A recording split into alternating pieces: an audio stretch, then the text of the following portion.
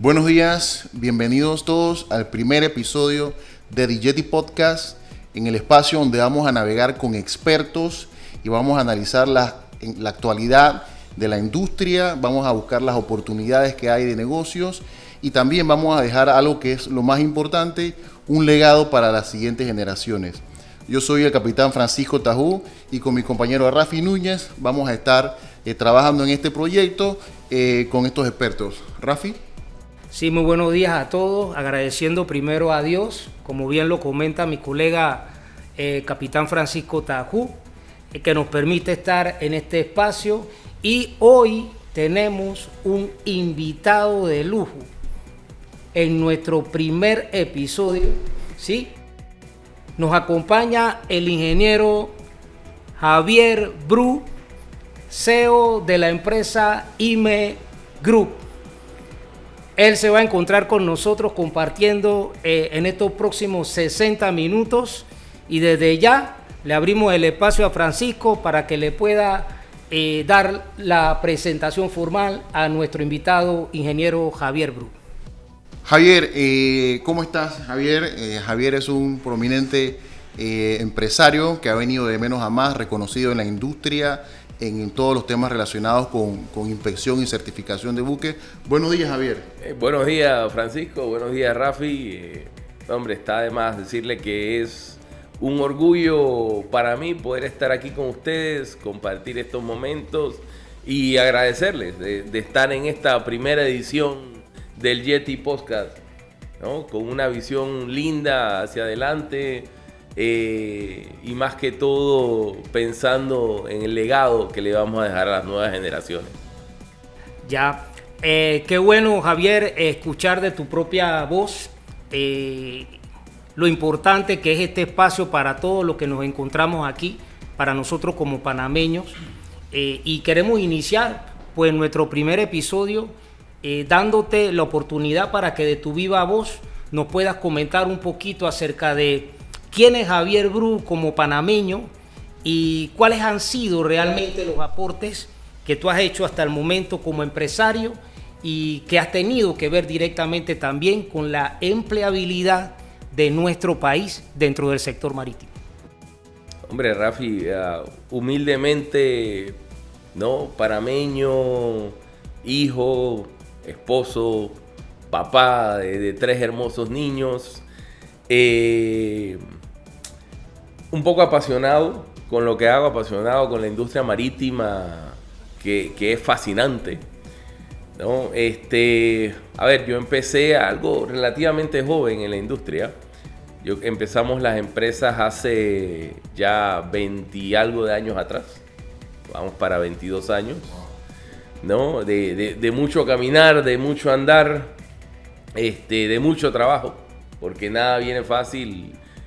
Mucho trabajo y sacrificio, pero bueno, hoy por hoy orgullosamente un panameño del sector marítimo que ha exportado hasta cierto punto a nivel ya global los servicios, ¿no? Y abanderado del país y la bandera, ¿no? Hoy tenemos, Rafi, bueno, nuestra oficina principal aquí en Panamá, pero tenemos oficinas propias del grupo,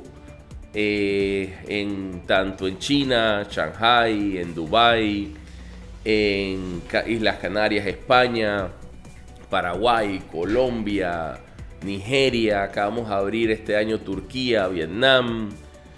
Contamos con unas 7, 8 oficinas a nivel mundial, todas bajo el paraguas de nuestra casa matriz, que es una compañía panameña, ¿no? Y yo creo que damos una empleomanía de más de 75 personas, 75 familias que tocamos. Y obviamente eso tiene, como dicen en inglés, el spin-off effect ¿no? De muchas cosas, ¿no? Más o menos ahí es donde estamos, eso es lo que hacemos. Somos un grupo de empresas, entonces prestamos un grupo, o sea, servicios en el sector marítimo a los armadores o los ship managers, los administradores de buques, los gestores, básicamente de la A a la Z. pero después podemos hablar un poquito de eso. El espacio aquí es para tocar un poco de la industria, dónde estamos. Es correcto, y hacia allá creo que mi colega Francisco tiene casualmente otra pregunta que teníamos nosotros en mente para hacerle a nuestro colega, el ingeniero Javier Bru. Mira, Javier, en temas de la política, geopolítica económica mundial, ¿cómo ves el tema de los aranceles y esta guerra, medio guerra fría, Estados Unidos, Asia, inclusive hasta la Unión Europea está en esto? ¿Cómo lo ves y cómo nos afecta? A ver,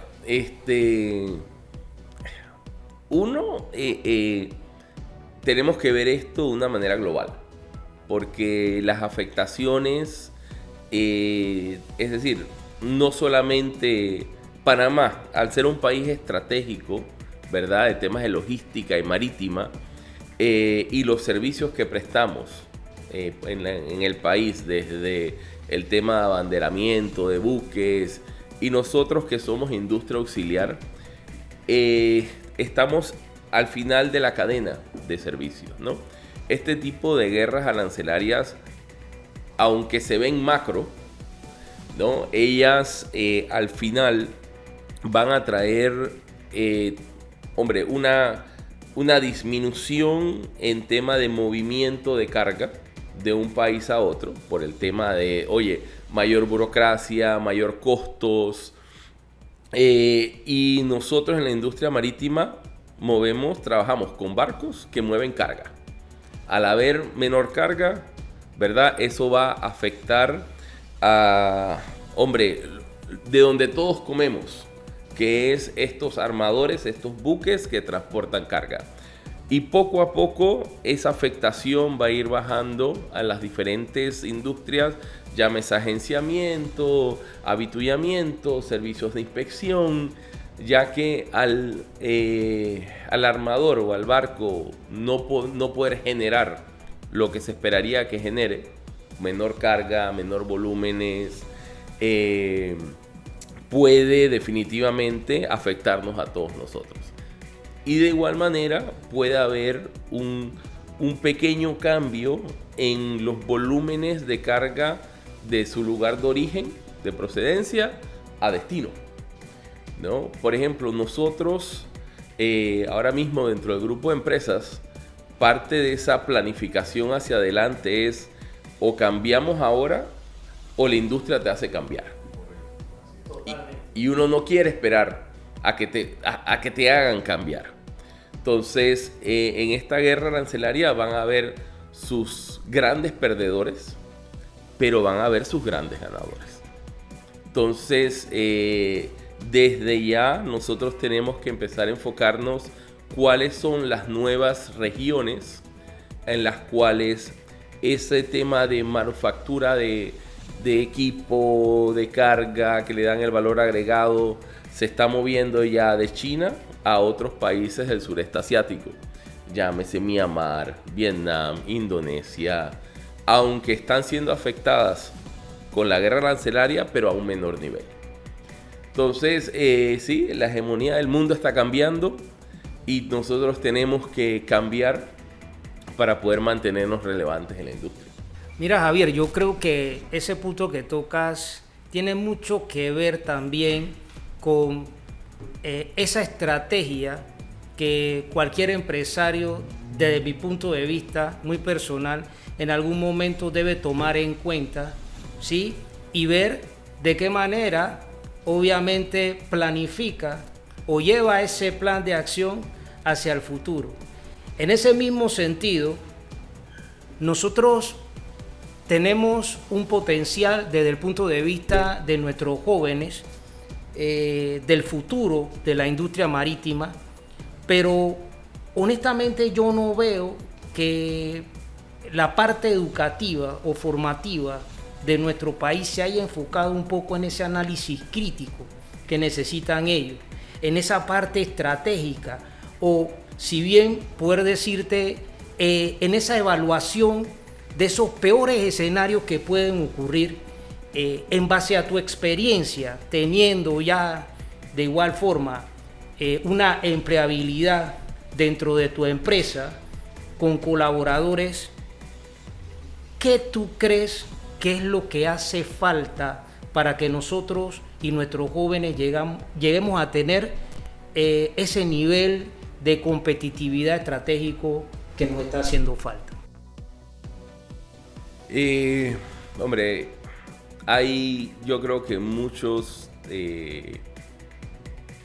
retos, o para no decir problemas o problemáticas de fondo en temas de la educación en nuestro país, ¿verdad? Y de igual manera en el tema de la formación de nuestro personal de la industria marítima. Si hablamos ya de temas globales, acá usualmente, lastimosamente, la formación es muy local, ¿no? Antes del programa conversábamos, yo creo que en nuestros años cuando entramos al sector marítimo, uno estaba enfocado en decir voy a entrar al canal. Pero no tenía, y te digo, yo miro hacia atrás, no tenía la más mínima idea de lo amplio que es el sector marítimo. O sea, hay tantas aristas y tantas oportunidades, ¿no?, que aquí lastimosamente no se da.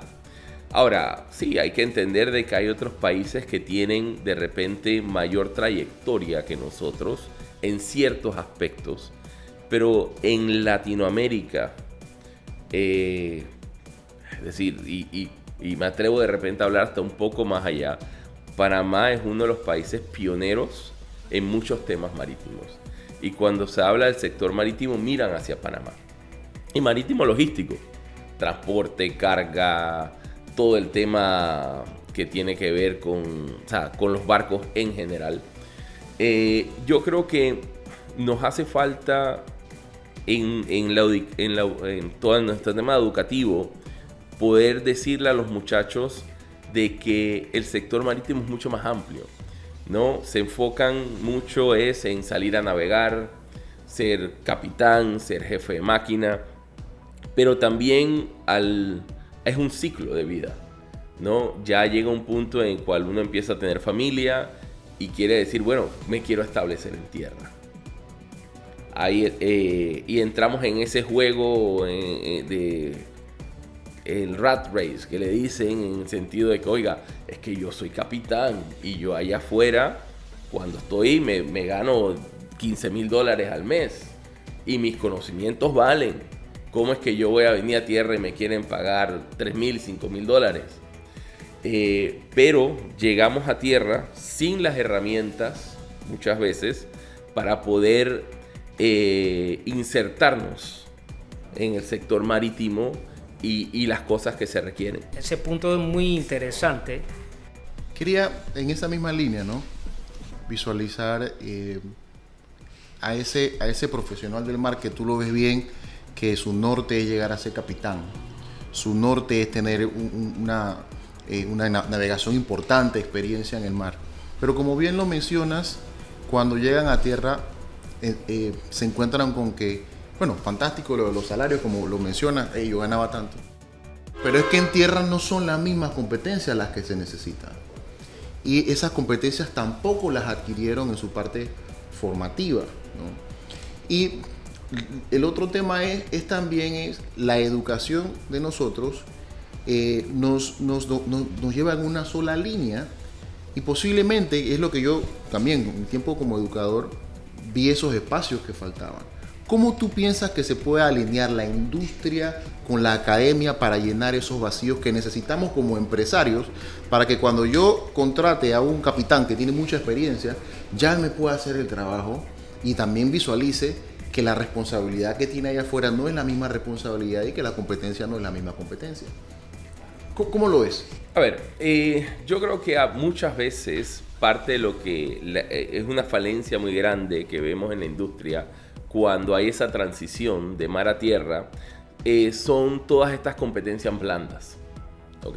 Uno, al estar afuera en el mar, bueno, es un ambiente hostil, difícil, peligroso,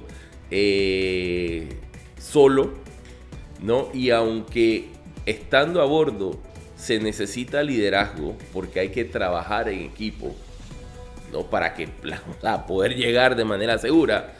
El estilo de liderazgo que se necesita afuera es diferente muchas veces al estilo de liderazgo que se manejan especialmente con estas nuevas generaciones, ¿no? Se necesita, hay un montón de competencias blandas en las cuales hay que entrar y fortalecer.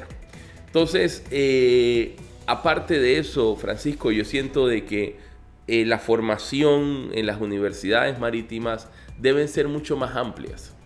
Deben incluir otros cursos que no solamente es temas de navegación o operacionales, para poder darle a ese profesional joven otras perspectivas de vida, ¿no? Sabemos de que muchas veces en Panamá nos critican de que los marinos o los oficiales de barco de las nuevas generaciones salen y no aguantan estar afuera, o el periodo de navegación es algo corto y regresan, y que está bien, porque es que el mar no es para todo mundo, ¿verdad? Pero sí hay que darles esas otras herramientas para que ellos puedan, traer la experiencia que adquirieron allá afuera y que les sea valiosa a las diferentes compañías marítimas que tenemos acá. Ok. No, en ese mismo sentido, Javier, yo pienso, no sé, de manera muy personal, que a veces ocurre también de que cuando el profesional, después de haber tenido una experiencia comprobada en el mar, navegando, una vez retorna y obtiene una oportunidad en alguna empresa, en posiciones en donde debe tomar decisión, ahí entra una parte estratégica que creo que es muy importante, que nuestro segmento educativo y formativo deba tomar en cuenta hoy en día, y es que al momento en el que el escenario cambia, ya tu casco de capitán cambia inmediatamente también, una vez ya te encuentres dentro del entorno empresarial tomando otro tipo de decisiones. Bien lo mencionaba Javier, el liderazgo tú lo vas a mantener y la experiencia que tuviste es bien recibida. Sin embargo, la manera en cómo tú vas a gestionar con otro tipo de sombrero debe ser otra totalmente. Y esa es la mentalidad en donde yo siento que muchas veces nuestros profesionales, cuando se le dan este tipo de oportunidades, quedan teniendo demasiados problemas con el capital humano que está bajo de su cargo, porque simple y sencillamente no terminan realmente de llegar a esa empatía necesaria para entender de que ya no es una orden estructurada la que tú vas a dar, sino es una orden que tiene que ser consensuada para que ese equipo pueda avanzar. ¿Qué opinas de eso, Javier? Es más, yo le cambiaría la palabra, ni siquiera diría que es una orden, porque es que ya cuando tienes que trabajar con equipos multidisciplinarios y de alto rendimiento, el líder tiene que, vender la idea, ¿verdad? Y todo mundo dentro del equipo tiene que entender cuál es su función, cuáles son sus responsabilidades y lo importante que es dentro del equipo. Pero más que todo, tiene que agarrar ese norte o esa visión y hacerla propia. Y eso no lo puedes hacer con una orden, ¿no? Entonces, la manera de liderazgo, que se necesita un liderazgo, cambia.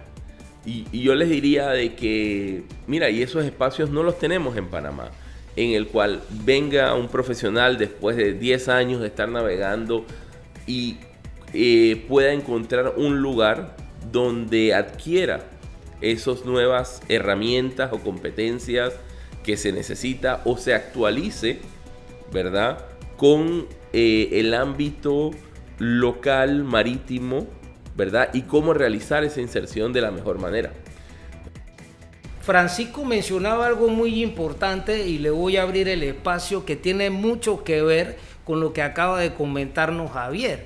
Y es que este espacio casualmente busca que ese tipo de contenido de valor le pueda llegar realmente a esos profesionales que quieran realmente entender cuáles son las necesidades actuales desde el punto de vista de las empresas de nuestro sector que se están requiriendo actualmente. Mira, antes del podcast, nosotros hablamos un poquito sobre de que ya nosotros no somos los jóvenes emprendedores de nuestros tiempos, que ya básicamente la gente nos mira como que, el capitán o el ingeniero, de la industria, ya nos conocen y todo esto, aunque nosotros nos sintamos jóvenes y buscando más negocio y todo esto, pero ahora nuestro trabajo, y fue parte en lo que acordé con Rafi desde el principio, cuando creamos Digeti Podcast por idea de Rafi, era que esto tenía que ser de impacto para las siguientes generaciones. Que las siguientes generaciones, estos jóvenes que vienen buscando esos espacios, miren acá buscando, oye, ¿qué puedo hacer? ¿Cómo yo puedo entrar? Y se enfoquen realmente en las necesidades que tiene el mercado. Pero no solamente ese trabajo debe ser del joven. Por eso mencioné hace un momentito la academia. Porque es poco útil que los muchachos tengan toda esa necesidad, esa búsqueda de conocimiento, cuando la academia no los guía en esa línea. Entonces, lo que buscamos acá es cuáles son esos espacios. En 10 años, Javier, ¿dónde deben buscar esos muchachos esos espacios en el ámbito marítimo donde ellos puedan insertarse y ser exitosos? ¿Qué piensas tú sobre eso? A ver, yo creo que consejos a las nuevas generaciones, oportunidades hay y siempre van a haber, ¿verdad?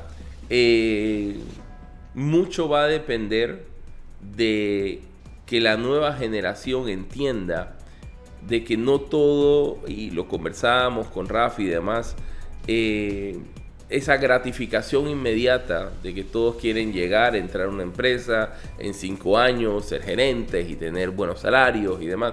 Claro, esa es la aspiración de todos. Sin embargo, hay un proceso que hay que caminar para poder llegar allá. Y eso puede ser, y eso aplica en todos los ámbitos del sector marítimo. Te doy un ejemplo, o sea, yo tengo 3 maestrías y sigo estudiando. El aprender es algo que nunca para, ¿no? Y mientras, como decía, mientras más sabe uno, más se da cuenta que le falta conocimiento y que hay más cosas por aprender. Entonces, primero que todo, la meta no debe ser solamente graduarse. O sea, al obtener el título que salen de la universidad, empieza realmente una carrera profesional muy competitiva. Y tienen que ver que la competencia no es solamente a nivel de Panamá. La industria marítima es yo creo que la primera y la más global que existe. Entonces ya nuestros profesionales compiten con profesionales de Europa, con profesionales de Asia, que tienen otro tipo de formación. Y ellos tienen que entender de que es un proceso que toma tiempo. La industria marítima tiene dentro de todo un nivel de complejidad relativamente alto en cada una de sus ramas. Entonces, entender de que toma tiempo. Es más, yo les diría de que los primeros años profesionales se enfoquen en adquirir conocimientos, en adquirir especialidades, no tanto en un salario. O sea, sí, la remuneración es importante, todo el mundo las queremos, pero eso es algo que va a venir ya cuando el profesional empieza a entrar a finales de sus 20, principios de sus 30, que ya tiene unos buenos 8 o 10 años de experiencia, se empieza a valorar como profesional mucho más en la industria, ¿no? Y esos conocimientos que adquirió en sus primeros 8 o 10 años de profesional es lo que lo va a catapultar hacia adelante, ¿no? Nosotros dentro del grupo de empresas les digo igual, los primeros 5, 8, hasta 10 años fueron muy difíciles. Muy difíciles, o sea, una curva de adaptación, de aprendizaje, de experiencia, de adquirir competencias, y hoy por hoy poder manejar un equipo multidisciplinario, multicultural, porque dentro de la organización tenemos filipinos, hindús, asiáticos, o sea, chinos, vietnamitas, iraníes. Y en ese punto, Javier, disculpa que esto te interrumpa, pero no quiero que se me vaya la idea. Mencionaste una palabra que para mí es importante hoy en día desde el punto de vista de los tomadores de decisión de las empresas, ya sea directores ejecutivos, CEO, gerente general, y es esa estructura multicultural, ¿no? Porque muchas veces a los directivos les cuesta colaborar con profesionales que en algún momento no están de acuerdo con ellos en una postura o en una posición. Y esa pregunta me gustaría hacértela. ¿Cómo se siente, Javier, o cómo has reaccionado en algún momento que te has encontrado con algún profesional muy capacitado, muy bueno de la industria, que pueda haber tenido una postura diferente a tu visión, y cómo manejaste, es decir, esa conversación que a veces es un poco incómoda, que es necesario hoy en día como una competencia blanda para nuestra industria? Yo creo que, y soy un partícipe de que las conversaciones difíciles siempre hay que tenerlas. Y es más, y les digo, parte de eso es legado que uno va aprendiendo, y se los digo desde los tiempos de la náutica, donde el ambiente de esos días era pesado. Creo que la palabra era pesado. Y cómo poder decir que vas a enfrentar esa vicisitud o ese cadete superior que tiene un tema, aquello, te ayuda un poco a empezar a manejar esas conversaciones difíciles que debes tener y ese carácter que uno va creando también con el pasar del tiempo, ¿no? Pero sí, hay muchos momentos en los cuales se tienen diferencias, y yo siento que las diferencias son sanas, ¿ok? Son sanas. Al final, nadie es dueño de la verdad absoluta. Siempre hay perspectivas diferentes, pero siempre y cuando uno esté claro de que hay que buscar esa empatía, al final existen diferencias, ¿no? Pero todos queremos llegar muchas veces al mismo fin, ¿no? Den formas, carreteras, dinámicas un poco diferentes. Entonces, cuando existen ese tipo de retos, de diferencias, para mí lo importante es enfocarnos en cuál es el fin, dónde queremos llegar y dónde existen esas congruencias en nuestras diferencias. ¿Dónde congruimos? ¿Dónde llegamos a un punto y de ahí partir hacia adelante? Sí, mira que viéndolo así, básicamente hice una historia mental. Una historia mental donde venimos de la náutica, donde había gente de diferentes provincias, donde había inclusive extranjeros y teníamos que lidiar con eso, tenemos que encontrar ese punto de equilibrio, luego nos embarcamos, nos encontramos con gente de Asia, de Europa, de todo esto, y ahora en el mundo empresarial no es muy diferente, pero ya adquirimos esa experiencia para lidiar con diferentes culturas y diferentes pensamientos y encontrar esos puntos de equilibrio. Así que mira, la misma historia en lo que vemos acá en micro, lo vemos acá en macro en el mundo. No sé qué. Sí, bueno, para aprovechar a todos los que se mantienen viendo nuestro podcast, nuestro primer episodio, quiero hacerles un pequeño recorderis de que se encuentra con nosotros nuestro invitado, el ingeniero Javier Bru, CEO de la empresa IME Maritime Group. Y en este momento pues vamos a abrirle un espacio a Javier para que él nos pueda dar sus palabras de cierre de el que fue nuestro primer episodio. Cómo se ha sentido primero que todo con este proyecto que creemos nosotros que es de suma importancia como espacio de valor para nuestra industria marítima. Palabras de cierre para nuestros jóvenes de la industria y que él pues en base a su experiencia como empresario pues nos pueda dejar sus comentarios finales. Hombre, Rafi y Francisco, nuevamente, ¿no? Agradecerles por el espacio y además de agradecerles, felicitarlos, porque todo emprendimiento que vaya a favor de, hombre, mejorar la industria marítima, aportar conocimientos, es necesario ahora mismo. Y esto es algo innovador. Yo sé que esto va a ser un legado que le van a dejar definitivamente a las nuevas generaciones. Y yo creo que palabras de cierre, aparte de agradecerles, es exhortar, ¿no? Nosotros somos una industria muy pujante, pero muchas veces estamos fuera de la lupa o no somos muy conocidos, ¿no?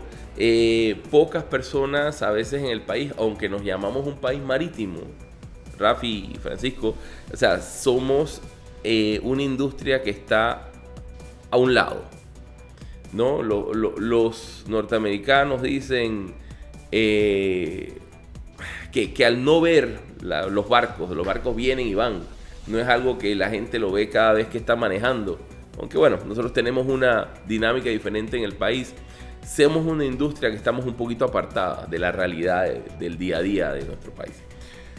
Pero es muy interesante, muy pujante y muy gratificante también, ¿no? Somos una industria que le va a aportar a los jóvenes desde esa aventura que quieran tener en su vida y en esta industria pueden terminar donde quieran llegar, desde localidad de país hombre, hasta donde le lleguen sus sueños, porque es que así es, aquí hay para todos, pero sí hay un sacrificio que hacer, una curva de aprendizaje, ¿verdad? Pero en la industria marítima ha crecido, por lo menos la parte del mercado auxiliar de Panamá Marítimo, en temas de reparaciones, avituallamientos, agencias.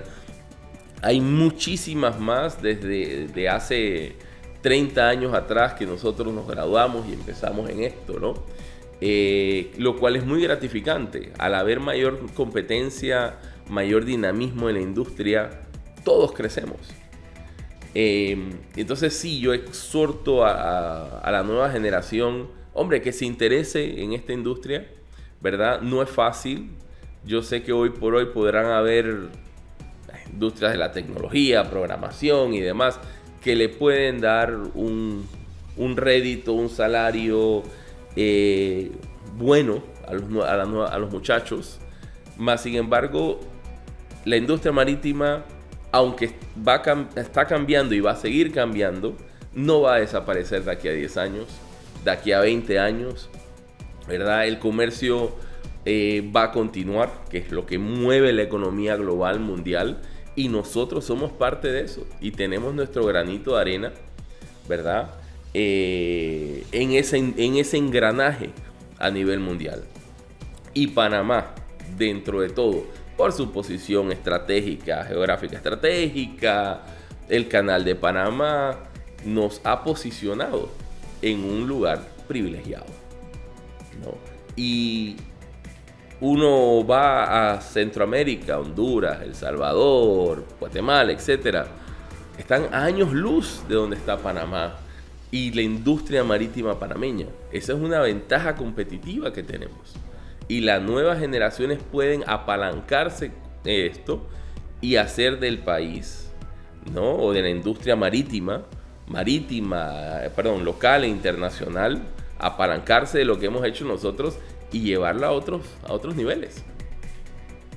Buenísimo, muchísimas gracias, Javier. De verdad que la visión que tiene sobre la industria marítima y las oportunidades que para las siguientes generaciones, para nosotros, es importante que la hayas compartido aquí en este primer episodio de Digeti Podcast, en este esfuerzo del equipo de Digeti por llevar esta información a esta juventud. Te agradecemos por sacar de tu espacio para este proyecto, y de igual manera invitamos a toda la juventud, a la industria, a estar pendiente de los próximos episodios de Digeti Podcast. Vamos a tener expertos en este y otros temas. Y compañero Rafi, ya para cerrar. Sí, agradeciendo primero a nuestro invitado Javier. Muchas gracias por habernos acompañado, por compartir con nosotros en este espacio. Agradeciendo acá a mi colega de igual forma Francisco. Y yo siempre voy a tratar de meter mi comercial, porque sin papá Dios nada de esto se puede llevar a cabo. Creo que es importante la orientación de él también, y aprovechar para comentarles a los que se encuentran viendo nuestro podcast que pueden seguirnos en nuestras redes sociales de Instagram, @DigetiPodcast, y nuestra cuenta de YouTube, @DigetiPodcast. Sin más, nos vemos en el próximo episodio. Gracias. Gracias. Gracias.